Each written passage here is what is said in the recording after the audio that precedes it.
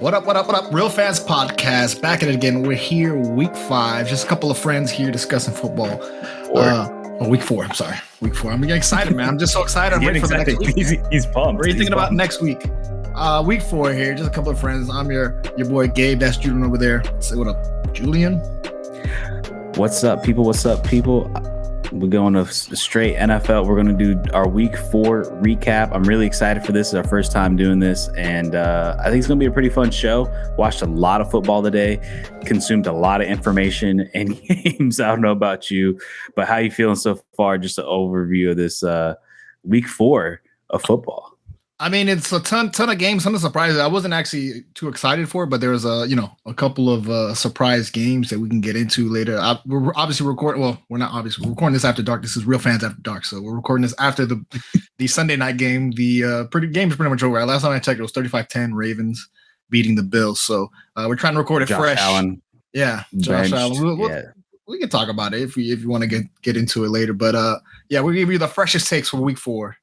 And so we're not going to get anything from Monday night, obviously. So we're going to miss those 2 games. I'm going to get a chance to talk about it. But next week, there's only one Monday night game. So, but for the most part, we got 80% of the game? No, more than that. 90% of the games we're going to be talking about today. So whatever, it's all good. But let's move over to the top stories, injuries. It's going to be kind of the first segment. And first things first, I want to bring up Matt Stafford just cracked the top 10 in career passing yards today, which I thought was pretty cool. First overall draft pick in 2009, 15 years in the league. Absolutely incredible milestone for Matt Stafford. He's a guy who's just always racked up points and yards every single season. Right now, we currently have 3 undefeated teams. We have the Kansas City Chiefs, who just defeated the Los Angeles Chargers. Today, we have the Minnesota Vikings, and then kind of we'll see how Monday night plays out, but Seattle is still technically undefeated with 3-0, but they haven't played their 4th game yet. So, yeah. As for the injury, actually, before I go to injuries, Gabe, any other things that popped out to you today? Stats, stories that you saw? No, there's a couple revenge stories I saw. I saw the Matt Stafford game. Matt Stafford actually looked pretty good playing this week. I didn't know that he actually was 4th all-time list. I'm trying to pull up the all-time list of right now. I think he's on the heels of Eli Manning, I want to say, or so I don't know the exact number list, but yeah, he did just crack the top 10. So, and he's still got a few more years left. Yeah. I mean, obviously he's not slowing down.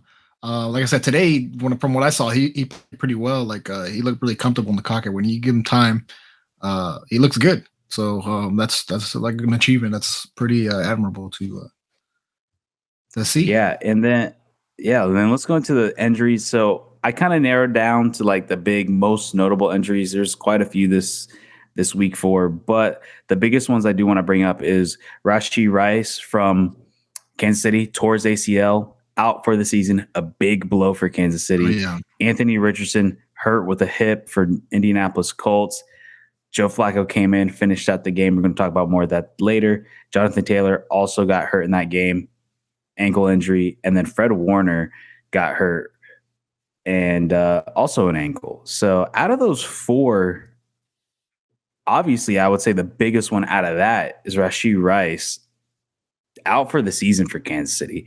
Another weapon gone for Kansas City. You have an aging Kelsey.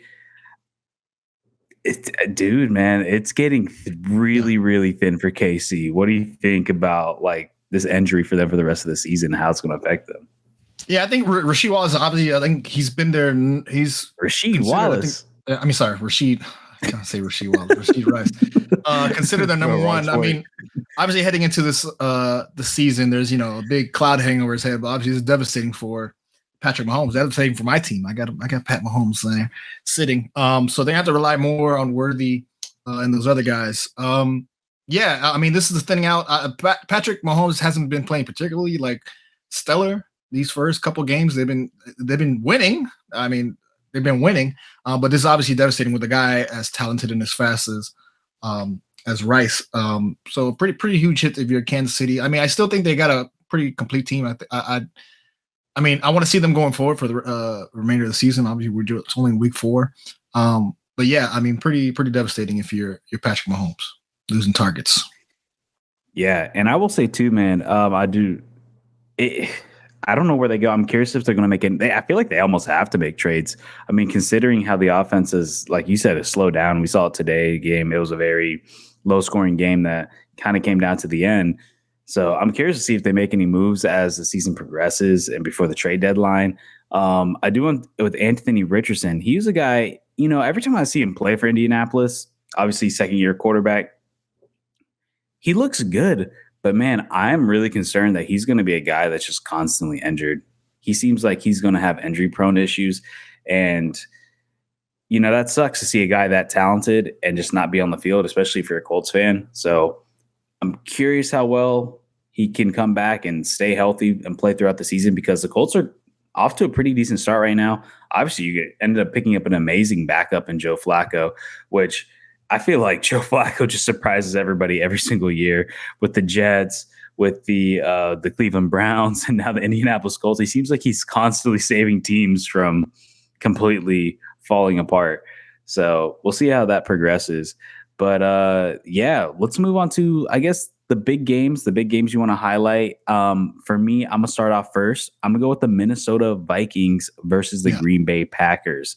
So one thing, and Gabe, I haven't got the chance to talk to you about it because it's our first time talking since the beginning of this NFL season, is what alien abducted Sam Darnold, injected some sort of serum into him, and just plopped him back on this earth, and all of a sudden, dude looks like prime Aaron Rodgers.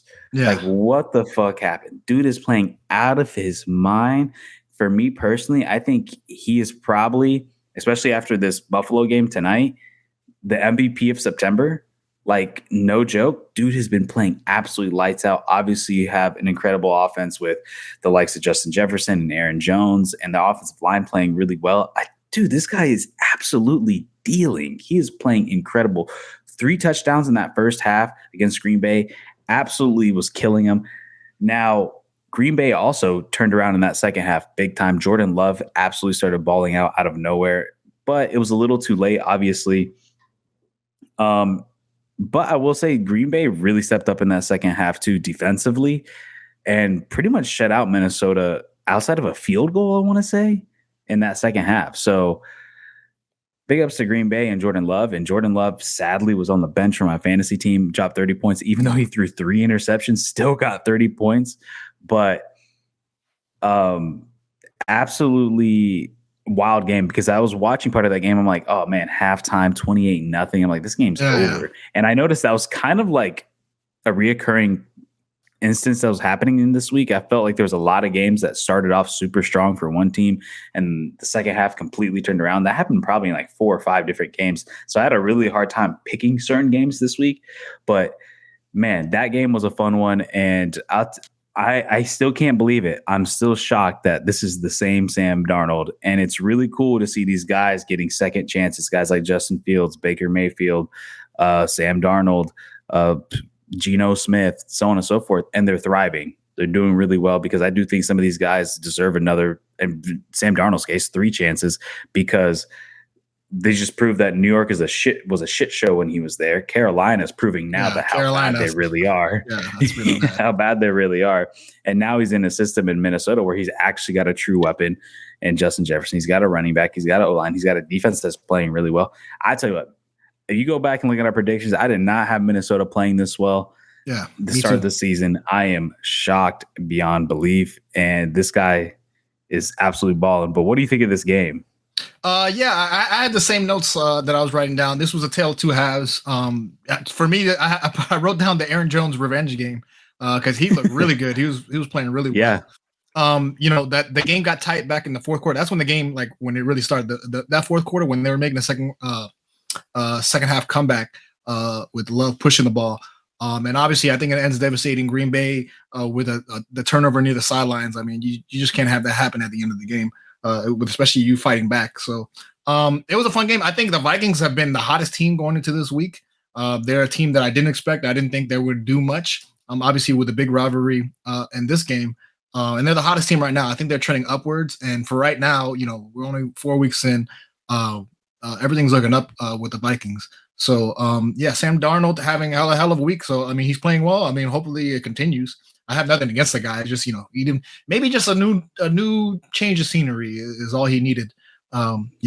A stable team, somebody to give him a protection up front where, he looked relaxed when he was, when he had time and he was throwing, man, like he's got the ball. Time. He can throw the ball. Like he looks good. The ball looks good. He looks comfortable when he has protection.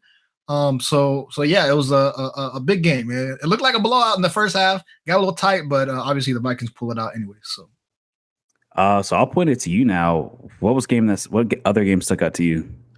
One of the biggest games that we can talk about Matthew Stafford is the Bears-Rams game. Just because again, this is another team that the Bears is another team. I am interested in Caleb Williams. I always remember last time I said CJ Stroud. That's a reference. But yeah, man, I thought this game was crazy because the LA Rams, they couldn't score. Like the first half, I think that was all field goals.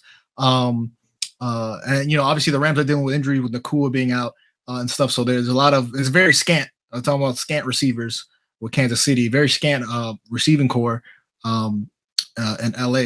So I thought Stafford looked really well. He was throwing the ball really well. The Bears defense, it wasn't like shut down, lockdown defense, but I thought the Bears defense was, they had a sack, a fumble recovery, and they were able to score after that. It's just the Rams, they couldn't convert. I thought the Bears made timely stops, at times in this game. And they looked pretty good. I thought it was crazy. Caleb Williams scoring for the first time with DJ Moore in week 4. I was like, how does that happen? How's it taking so long? That was pretty insane to learn. DeAndre Swift looked really good. He had a big run and he scored for a touchdown. He had an incredible game, actually. Yeah. He had a really good game. And they had, the Bears had a big interception at the end of the game to freeze it, running down towards the end of the game. So the Bears were one of these surprise teams. This one of surprise games. Not that I'm thinking like LA is going to be championship worthy. I thought they were just better than what I thought. Even though, like I said, Stafford looked good. They're dealing with injuries. But the Bears surprised me. I thought Caleb Williams played pretty well. Yeah, I mean, we'll see as time progresses with Caleb. I just feel like, man, that Bears team is just. There's moments where they look not bad, like today, but then there's moments where I'm like, gosh, they really struggle, and it's clearly a team that's still continuing the rebuild. So we'll see as things progress with them.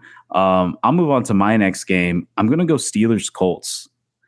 This was another game, tale of two halves. You had a Colts team that was starting to run away with it. I believe the score was 20-3, something like that, or 17-0. I think it was actually 17-0. But obviously Richardson played a couple drives. He looked good in those couple drives, and then he went for a run, got hit in the hip. No timeline exactly yet, at least as I know currently at the recording of this podcast, how long he's going to be out. But then Joe Flacco comes in and like nothing happened, man. Goes down, finishes the drive, scores a touchdown, continues to do what he does, plays really well. The Colts defense was the big winner in today's game for that. Was they just stepped up in every single moment of that game, especially at the end in that final drive. They got the sack on Justin Fields. They got a lot of big stops, turnovers. This Colts defense really stepped up and won that game, even in moments when even though they kind of let the Steelers come back and let Justin Fields kind of get into a rhythm again, still when it mattered the most, they got the job done because that final drive, they completely shut them out. As for the Steelers side, I thought Justin Fields had a pretty solid game. He was a little slow in that second half, but him and Pickens were just connecting really well. Pickens had over 100 yards receiving. They were playing out of their mind. But that offensive line was sloppy, man. I was seeing Justin Fields run like crazy. I mean, obviously got sacked multiple times, especially at the end of the game. It seemed like that Colts defensive line was just the better half of the trenches. So yeah, but you get a chance to see this game and what you think of it? No, I saw a little bit at the end of it. Some of the highlights, obviously. I was also watching a red zone, so I was getting some of the highlights game. The Steelers are not particularly a team I'm looking at, but I was interested in Anthony Richardson. They were undefeated. Yeah. Or no, they had one loss. They had one loss. Fine. I know Richardson has a big arm, so I was curious to see like what, because I didn't really watch a lot of Colts games last year. So I was curious to see how it would turn out. Obviously, devastating, but I think there's value. It shows you the value in having a veteran backup. Like these guys, me as a Dolphins fan, I kind of want somebody, that you can just plug and play afterwards. We'll see, because they play again. We're recording this on Sunday, so they will play on Monday night, which we haven't seen yet. But I think there's value in there. I think it's dope that I was talking to my sister and she was like, "Is that Joe Flacco? Didn't he retire?" I'm like, "Yeah, he's still playing." I didn't even know he played for the Colts, dude. Yeah, I didn't even know he played for the. I feel like somebody gets hurt and all of a sudden you see Joe Flacco roll out. I'm like, what the fuck? Like, where did he come from? I do want to ask you this question though. With Justin Fields, we're seeing him now play 4 games now, and I think he's looked pretty solid in all of them. Like I said, today was their first loss. They were 3-0 coming into this game. Russ still not gotten a chance yet. Obviously, he started the season injured. And, it's hard to say that you lose your position while injured. But do you think that's happened? Do you think Justin Fields has taken this opportunity by the balls and has just ran away with it? Or do you think Russ still has an opportunity to start? I think when you have a big player like Russ, I think it's still in question. I mean, obviously, like, this is like the lifelong question of like, what do you do? You go with the hot hand, or do you, stick with the veteran guy? I think right now you stick with the hot hand. There's certainly a routine that these guys build up, and it's not going to hurt Russ to sit more, right? It's only going to help him heal longer, because you don't want to rush him in too quickly, coming back from injury. So I think you got a hot hand. You got guys in rhythm. He seems to be playing well. So I mean, I say stick with it, unless there's some reason that you absolutely have to turn around, that Justin Fields is just not getting it done. I think you stay with the quarterback you have. Like, why mess up a bad thing? I agree. I don't think Russell Wilson can bring anything that Justin Fields can't from throwing the ball. And then Justin Fields, while being younger and bigger, Russ can't really run like he used to or take those hits like he used to, even though he's always pretty good at evading and sliding. Justin Fields just brings another element that you just can't get with Russ anymore, like you used to, 10 years ago. So I think you run with Justin Fields, because I think this is a guy who, like you said, he's got his opportunity. He's in a better system now than he was in Chicago. I think you roll with him. I thought it was always, and at the end of the day, let's be real. It feels like Mike Tomlin and the Steelers kind of find Justin Fields as the future. Like, he's going to be the guy going forward. He's still young. He has a whole lot of potential. Russ, we kind of know what you're going to get from him. Like, I just don't think you're going to get much more than what you're already getting. It's one thing if it was Aaron Rodgers, you know what I mean? Or even prime Russell Wilson in Seattle, then there'll be a little bit more of a talk. But like, this is a Russell Wilson for the past 2 years has looked average to mediocre. So I don't know, but let me pass it over to you. What other game you got? Give me a game. Another surprise game that I saw. We'll talk about it, because I know you want to talk about it. This is your team you've converted from a Jaguars fan, even though you're wearing the gear still. I'm going to send you a jersey. The Bucs-Eagles game. I want to talk about the Bucs-Eagles game because that was my next one, so we overlapped. Yeah, we can overlap. I don't want to say it. It's only week 4. All right, we got 17 weeks. It's only week 4. I don't want to say it, but you know what? I'm gonna call up Chase Bank. I think there's fraud. I gotta set up a fraud alert, because there's something going on in Philadelphia. Nick Sirianni, I don't know what's going on. Last week they chewed you up. You kept passing the buck, saying, "Oh, that's my assistant coach's job. He calls the plays." It's like, what job do you do? Do you call plays? Do you take responsibility for anything? Surprising. I think this was a surprising game, because I think the Bucs are better than I'd like to admit, and I think the Eagles are worse than I'd like to admit. So to me, this was a highlight of the game. As I look to my notes, let me see. I thought Tampa had a great opening drive. They were able to score like quickly. They're really efficient. The first 2 drives, they were able to score. So they're out of the box, scoring quickly. Mayfield looked good. He had a keeper there. He had like a little toss off there. He faked it to the running back and was able to keep it, score a touchdown. Baker looking good, dude. Baker's looking good. And the Eagles, they weren't able to score till like right before the half. I think they were down 24-7 right before the half, which was pretty crazy. They had a crazy block. I remember the block extra point that the Eagles were able to block and convert to 2 points on an extra point. That was an insane play. I thought that was like a highlight of the week. Never see that a lot. The Bucs front, even though yes, they're older guys. Yes, I mean they are championship. They are a championship front. Villa had a big sack that game. But I think they might be better than I like. I think they had like a sack fumble in the game. So I think Tampa's better than you like to admit. I'd like to admit, even though you're on the Tampa train. So I want you to gloat and tell me how I got it wrong and how you've been right this whole time.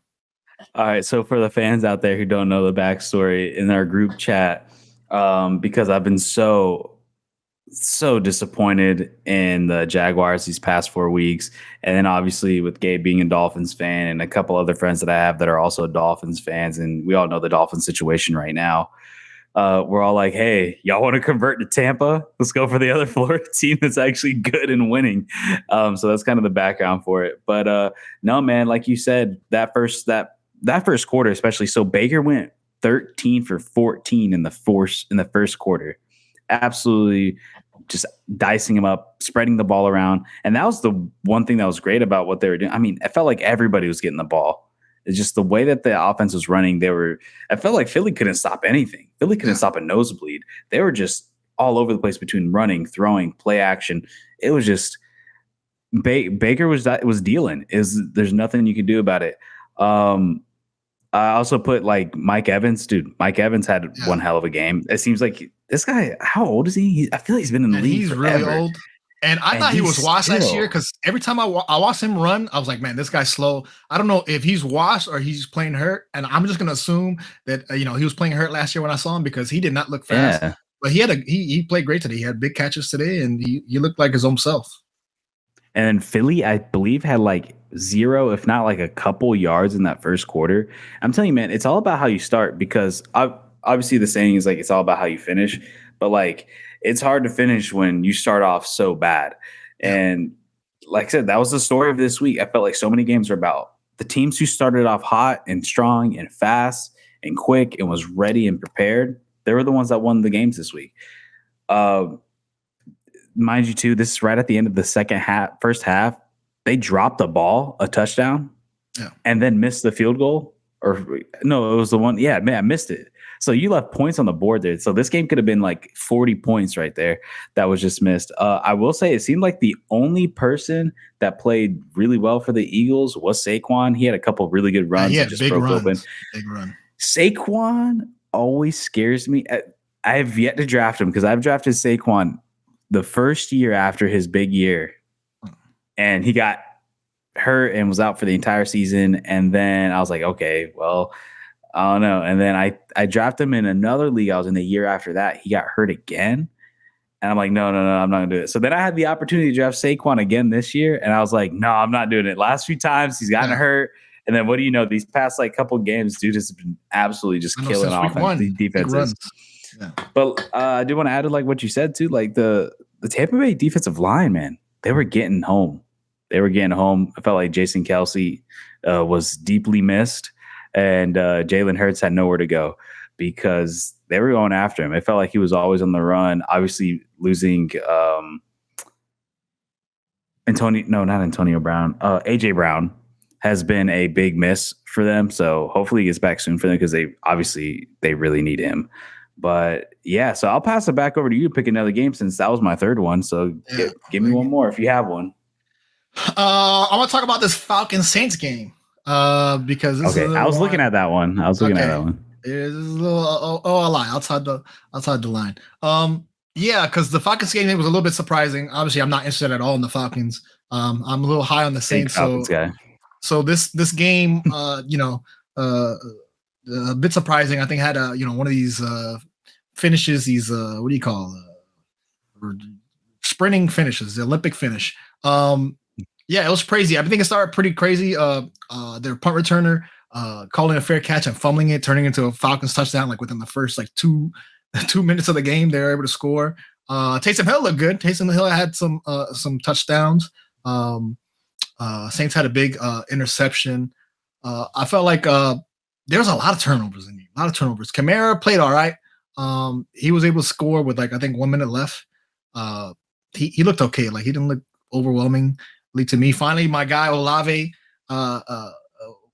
gave me some fantasy points because I've been waiting for him. Like I've always been putting him on the bench, and like last week I sat him again and he gave me big points. So he looked all right.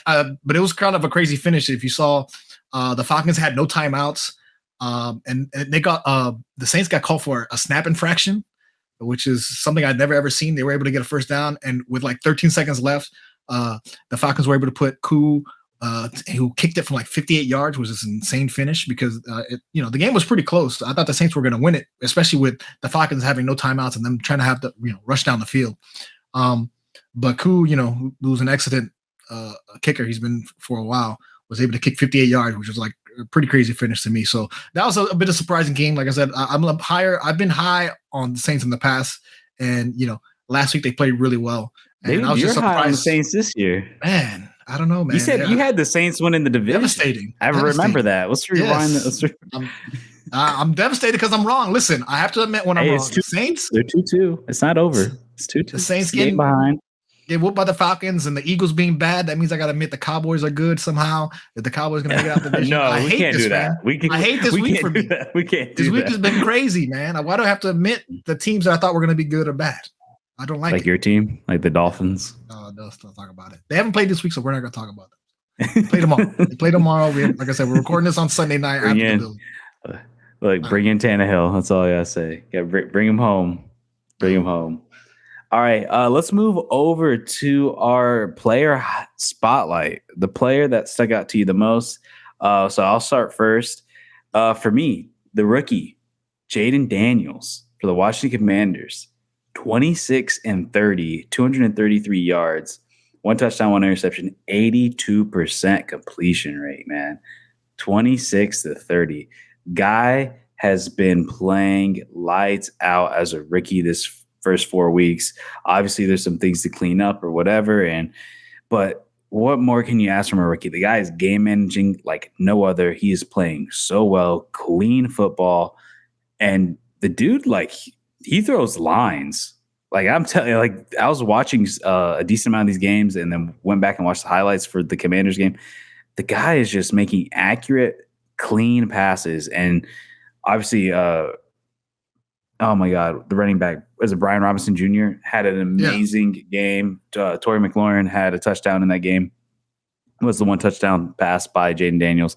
But this Washington Commanders team looks really, really good. I'm glad for them. I felt like they have just been the ringer these past almost 10 years.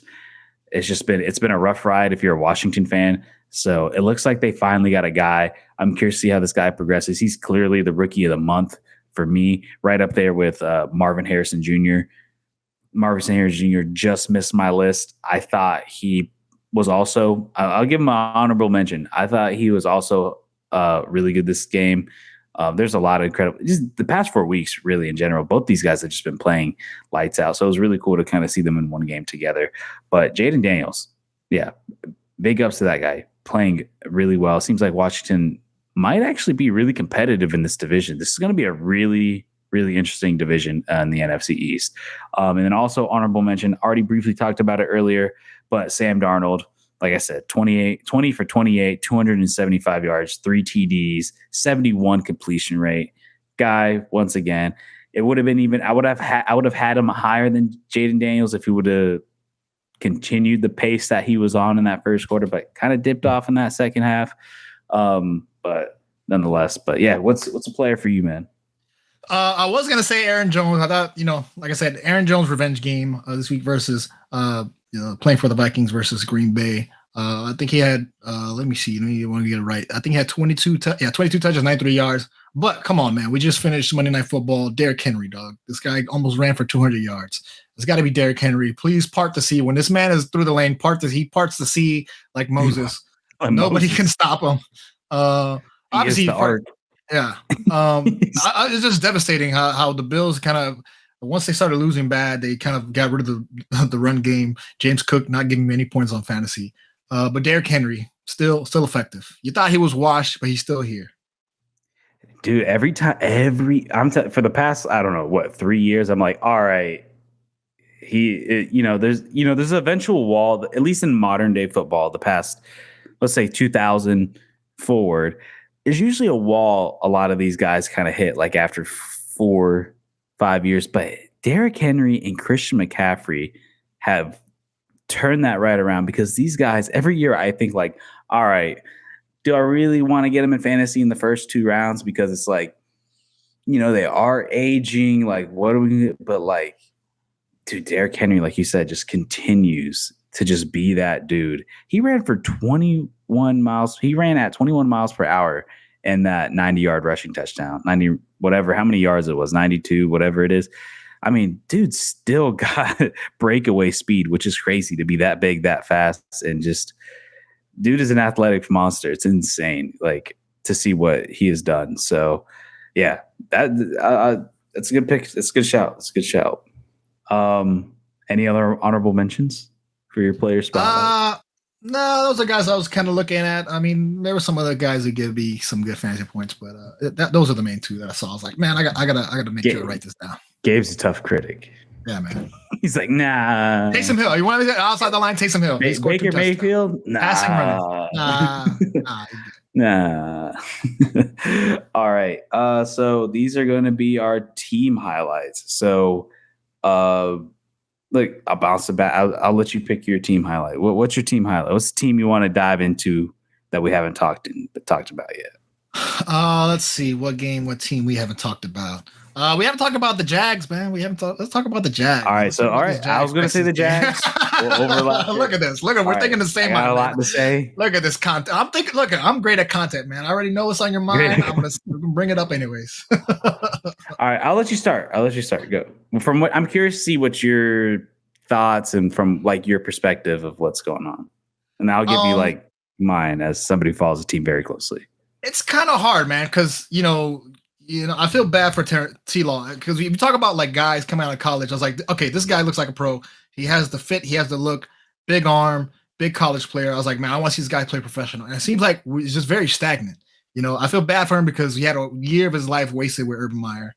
Finally, we get a decent coach, a championship coach to, give him a bump up. And it just feels like they're stagnant. Like his time, that window is closing. I don't know how much more, it seems like the Jags have always tried to put weapons around him and try to bring him talent and young, fast guys. But I don't know what for me, it's kind of hard to figure out like what the problem is. A lot of times it was the line. Let's say they had a porous line. I remember Julian watching games. I was like, oh man, this O-line is terrible. They're not giving this guy a chance. And so he ends up playing a lot of hero ball where he has to put, they go down a lot. You're down at the end of the game. You have to pass the ball. And he ends up, having to put the ball in his own hand. So a lot of, especially this past game, it was just look ugly. Like it seems like he was running around. He almost had a scramble. He scrambled almost for a safety. It seemed like he was running 10 yards just to throw it down the field, 2 yards past, the line of scrimmage, which was pretty insane. I thought Brian Thomas played pretty well in this game. But I don't know. It's kind of hard to diagnose the T-Law specifically. Like what is the issue of him not being successful in Jacksonville? So I'll give it to you. Yeah, for me, there's a lot of talking points, and I'll go over them. But yeah, we'll start off with Trevor. Is just honestly, man, I'm at the point and reading the fan base. Obviously, everybody's really emotional right now. This is literally the day of the game, the night of the game. So I don't want to get too reactionary, but also at the same time, it's like, when are we going to see it? We see flashes of it. We see moments of it, but we haven't seen a complete game. There's only one game I can think of that I can genuinely go back and look at. And I would say it's that Colts game. We knocked the Colts out of playoffs. I want to say it was 2 years ago. It was when Carson Wentz was there in Indianapolis. And that was a game where I thought, man, he played top to bottom really well. Because even if you look at that playoff game against the Chargers where they came back 28-0, you were still down 28-0. You know what I mean? You had a great half, but I feel like I've yet to see a truly elite game from him. I've seen decent, okay games, but like haven't seen an elite game from him yet. And like you said, it hasn't been from the lack of receivers. I've seen some of the fan bases kind of complain about some of the receivers, but at the end of the day, he did have guys like Calvin Ridley, he had Evan Ingram, he had Christian Kirk. Now you have this rookie, Brian Thomas Jr., who to me right now is probably the only bright spot because that guy is really good. He makes good separation. He has good hands. He's fast and he's tall. This guy, he's going to be, I hope he's around for a long time because I think he's really good. He's shown a lot of promise. I hope Trevor continues to get the ball to him, but to me too, it's also a coaching issue. Like the offensive coordinator or whoever's calling the plays, that's the problem is the fans ask and no one knows who's calling the plays. It was Doug, but then since Press Taylor came in, it's been this whole like we're sharing responsibilities. Press Taylor's calling the call. He's calling the plays. He's calling the plays. And quite honestly, I can kind of tell because there was a difference when Doug was first here versus when he said he was calling the plays to the years after where he's been saying Press has been calling the plays. There's been a dramatic difference. And even watching Doug in Philly, this is different. He's not calling these plays. The problem is, though, he is signing off on them. So I don't want to pass no blame on him because he's clearly signing off on these. And at a certain point, he just needs to say, like, look, Press, you fucking suck. It's my turn to take over. And the crazy thing is the reason why he left Philly was because the GM and the front office in Philadelphia did not want him putting Press Taylor in a position of power. And sure enough, maybe those guys in Philly were right because now that ugly truth is showing right now that he's not very good. And we're now 9 games in a row lost. Going back into last year, this is a problem. Things need to change ASAP because even looking at the players play, it seems like they just have no emotion and no energy, no drive. They just look lost and they're going through the motions. I will give the defense some credit. I do think the defense is playing pretty well. At the end of the day, they're holding teams to relatively low scores. I mean, multiple games under 20 and no games over 30 outside of the Buffalo game, which is just, I think the Buffalo game is just one of those games that just really got away from you. Granted, they didn't look good, but it's just one of those games, everybody has it, like Buffalo tonight. It's just one of those games that just got away from you. But even so, this team just hasn't looked good at all. And like I said, it seems to me the only bright spot is Brian Thomas Jr. because the offensive line is terrible. He's running for his life. But then even so, even when he does have protection in time, he's just missing wide open throws, wide open routes, miscommunications. It's like, what is going on here? And to me, it's clear, and it's really the offense. I mean, like I said, I think the defense is playing good enough. Defense is playing good enough to win. It's just the offense just can't click, and changes are going to have to be made soon. I don't know what happens. I think if the skid continues for 2 or 3 more games, you have to really consider firing Doug because I was really high on Doug in the hire, and I do still think he's a great play caller. But it just seems like his management of the games and his management of his own coaches has just been all over the place. And I feel like he's just one of those guys. If you just put him in a position to be offensive coordinator, he will really excel. But it just seems like in this like system where he's trying to bring up his own guys, it's just not working. So I don't know. I'm curious to see how long they last for. I know another thing too is like a lot of people is like, is this season over? I'm kind of on the fence. I'm kind of on the ballpark where I think this season's over. I think in 4 weeks, I just have no faith. I mean, look, I've been a struggling Jaguars fan for my entire life. Okay. There's maybe been a couple seasons. I think the 2017 season where they've actually turned it around and made it to the playoffs, and like the 2007 season. But I just don't have, these guys don't look like they have any juice. It doesn't look like they're not getting, they just don't look motivated. I'd be shocked if they turn this season around. I'm on the fence where I'm like, this season's pretty much over. And especially if these next 2 weeks pass by and they still lost, it's done. You can't come back from 0-6. You can't. And I think this team personally is too good to be that bad. Because I don't think we are an 0-4 team personally. I think there's enough talent on the team to be better. We're better than the Carolina Panthers. But yeah, I mean, isn't everybody? Yeah, but the problem is the record doesn't show. Yeah. And honestly, I think we're better than the Cleveland Browns that we lost to last week, or not last week, the week before last. But when it came down to it, you couldn't convert. And they should have won the Dolphins game. But who knows? But yeah, I mean, what do you think? Dude, do you think they're done for the season? Do you think, I mean, it's kind of hard to say though. It's always just easy to give up. I mean, I think there's some winnable games. I'm looking at their schedule. They play the Colts. They play, Chicago. They play the Bears in London. They play New England in London. I think, you can win some games. They play Green Bay. I mean, it's going to be tough. It's not going to be easy road. I mean, you got after that, Philly, the Vikings, and Detroit. So tough road to the bye week. Bro, the only team I can see the Jags beating, and I'm looking at the schedule. You got to win something. Lose that Colts game. I think you lose that Colts game. You have to win that Bears game. To me, they're going to lose that Colts game, but you have to win that Bears game. You lose that Bears game, somebody's got to get fired. Somebody's got to be fired. And then if next week you lose to the Patriots, that is absolutely if you're not fired by. If you're not fired by the Bears game, if changes aren't being made by the Bears game, and especially by the Patriots game, Shad Khan needs to sell the team. Because what the fuck? Sell the team now? Hey, first you were finding a coach, now you're selling the team. and mind you, this is Shad Khan coming out saying this is the best team in Jaguars history coming into the season. He said he believes this is the best.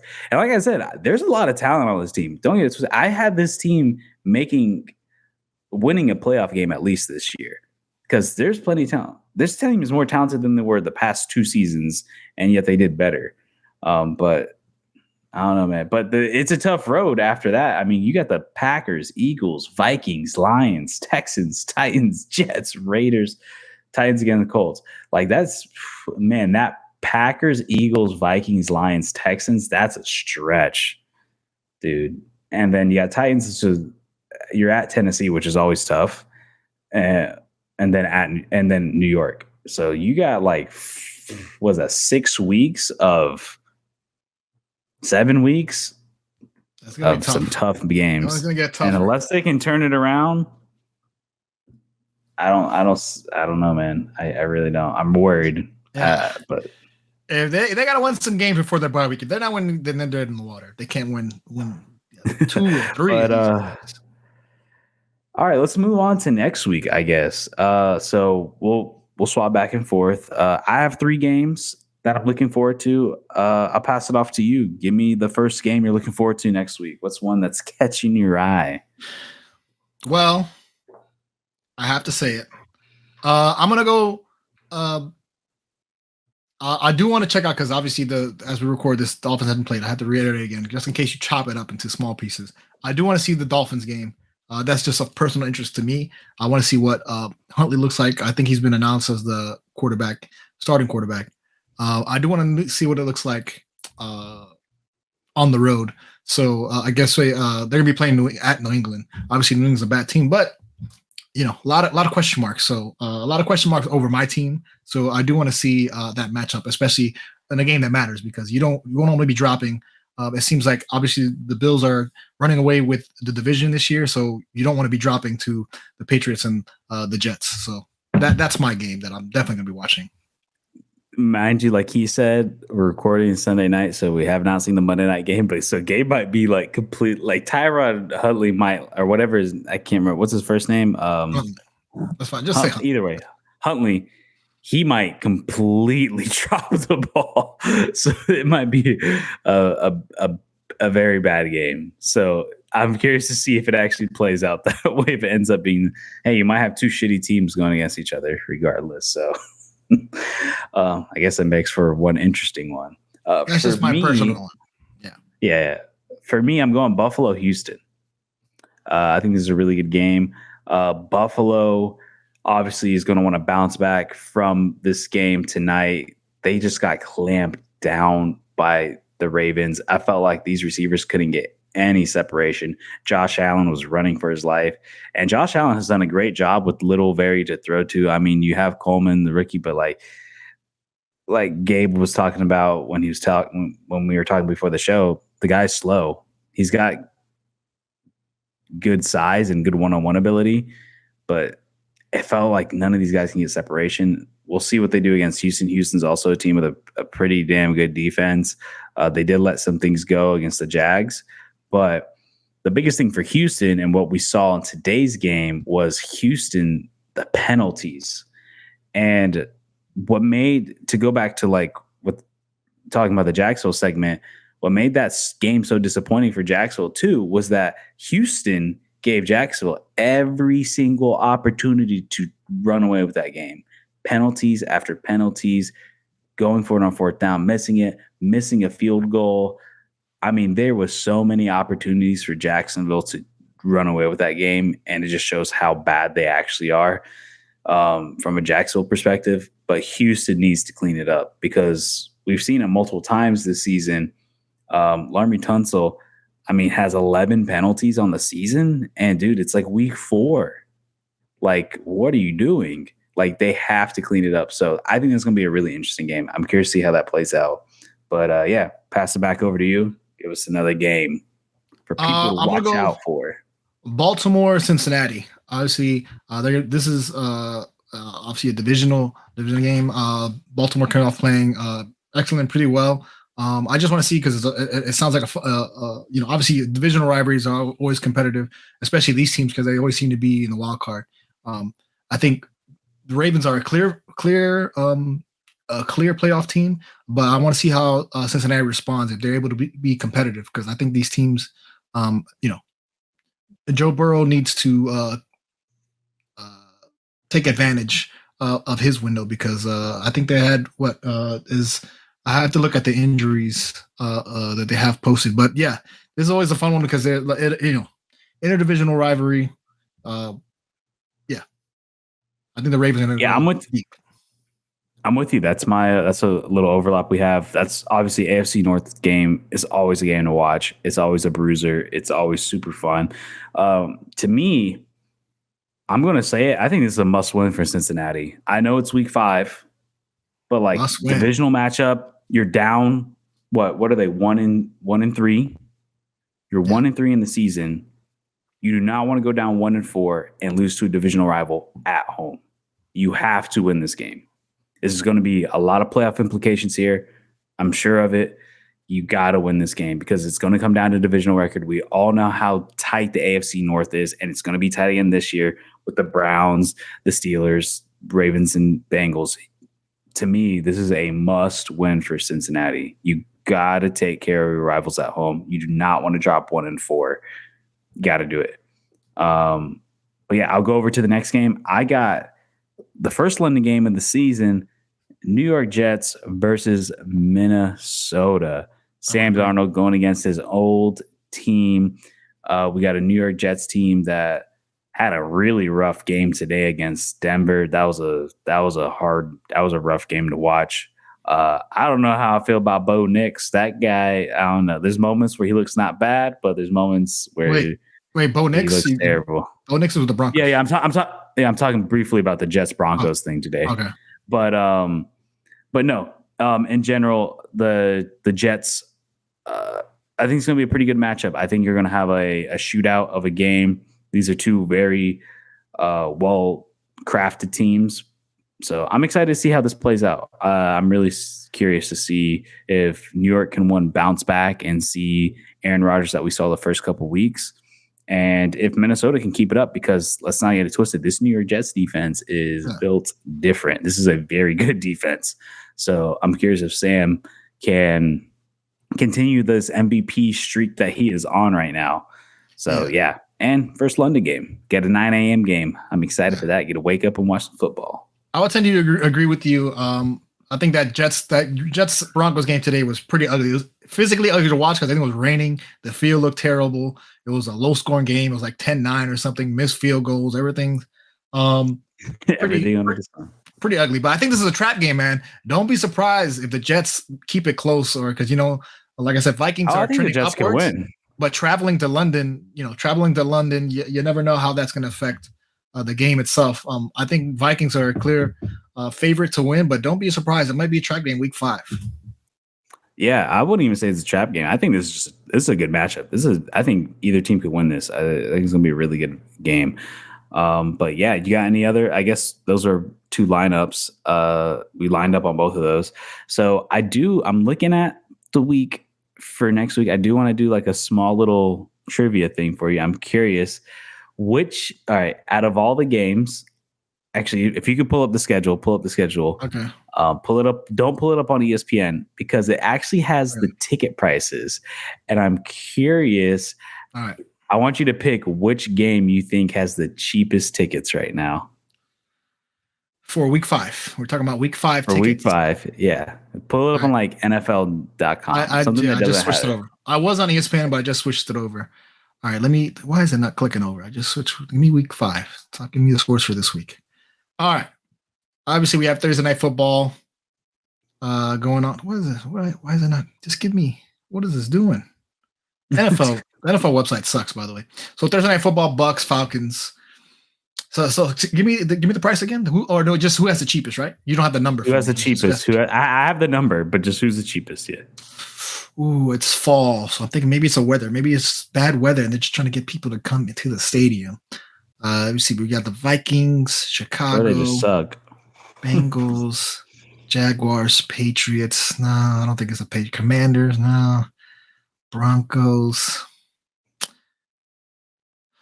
I guess you know what? I'm gonna say Seahawks. I'm gonna say it's a weather thing. The Seahawks playing at 3:00 versus the Giants. It's got to be. They're just trying to get butts in the seats. Nobody's watching that Giants game.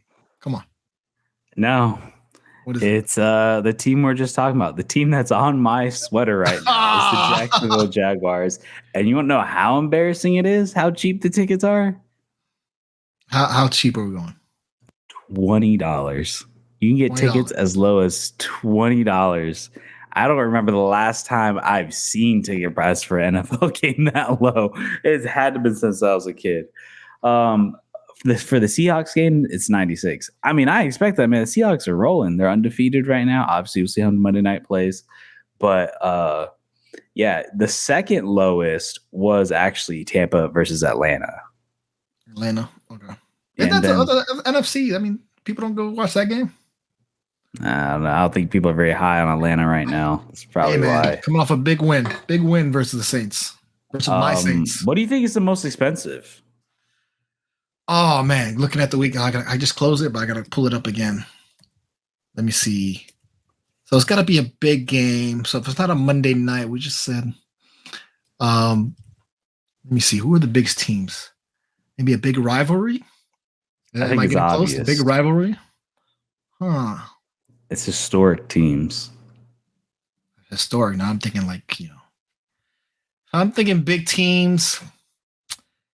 Man, it's got to be LA. The LA Rams. No, dude. I said historic. Hey, man, they're champions, baby. LA Rams, St. Louis Rams. They won championship. It is Sunday Night Football. Dallas Cowboys at the Pittsburgh Steelers. Come on, Jim. Man. Well, it's at Pittsburgh. It's at Pittsburgh, but the tickets start at $248. I mean, really that marquee? I mean, Justin Fields. Yeah, it's a Cowboys thing. You got to think you're talking about the two most historic, biggest name teams ever in the NFL. I mean, the Dallas Cowboys and the Pittsburgh Steelers. Okay, I can see it because look, Cowboys travel well. They do have a fan base that travels. Cowboys travel well, and Pittsburgh travels. These are two fan bases that travel well. You know what it is? Cowboy fans. I'm not even going to say that they travel well. I think they just got sleeper agents.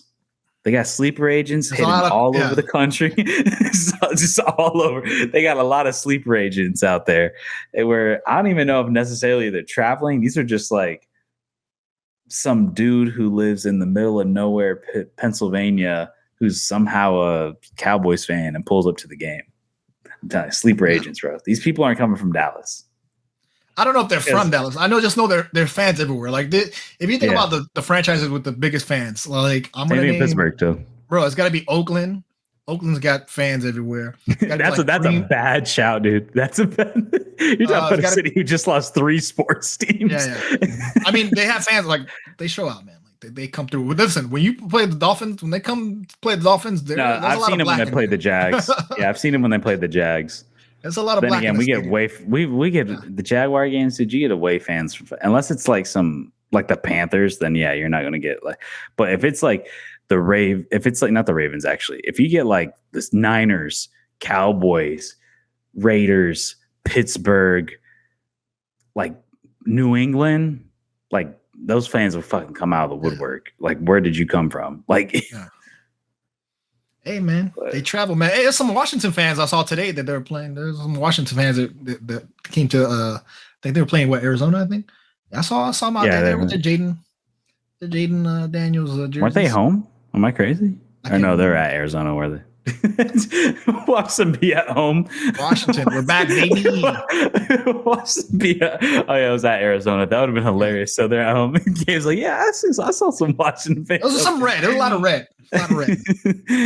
All right. Well, we'll wrap it up there. I thought that was a good week 4 recap. We went over, some news, injuries, highlighted some big games that happened this past week, playing a little bit of Sunday night quarterback, not Monday night.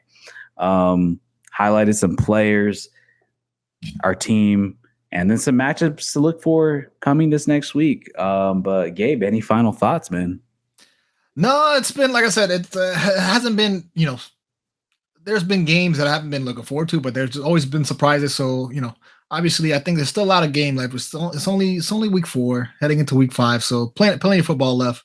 A lot of storylines to follow. So I'm excited for the week. The season's not over, man. Keep your chin up. Keep your chin up, Julian. I mean, come on. I know Gabe is. He's trying. Gabe's trying. I'll give you guys an update next week after that Monday night game. How Gabe's feeling, because it might actually he's got 2 games till the next time we talk.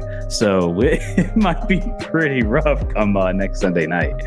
But I want to thank everybody for checking us out. If you guys haven't done so already or finding us for the first time, please make sure to like, subscribe, follow us on all our audio platforms if you want to listen to us there. Spotify, Apple Podcasts, Google Podcasts, you know where to find us. It's all linked down in the description below. And like I said, man, subscribe, notify the bell. We got a lot of content coming, and be excited for more. And if you guys haven't done so already, if you're interested into some world football or soccer talk, check out Real Fans FC. Got a lot of talk about world football over there. But I want to thank you all for listening, and we will catch you guys in the next one. Peace out, everybody.